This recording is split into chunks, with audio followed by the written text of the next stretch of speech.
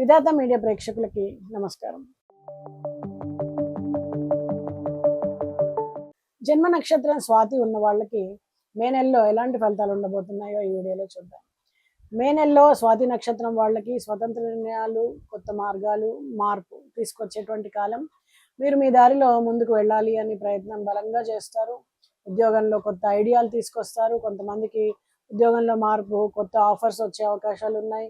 Freelance కానీ స్వయం ఉపాధి రంగాల్లో కానీ ఉన్న వాళ్ళకి మంచి అవకాశాలు వస్తాయి. వ్యాపారస్తులకు ఇది విస్తరణ సమయం. కొత్త మార్కెట్లు, కొత్త క్లయింట్స్ కనిపిస్తారు అని త్వరగా నిర్ణయాలు తీసుకోవడం వల్ల చిన్న తప్పులు జరిగే అవకాశం ఉంది. ఆర్థికంగా ఈ నెలలో ఆదాయం పెరుగుతుంది, కానీ అనూహ్యమైనటువంటి ఖర్చులు కూడా ఉంటాయి. ముఖ్యంగా ప్రయాణాలు, కొత్త ప్రాజెక్టుల కోసం ఖర్చు ఎక్కువ అవుతుంది.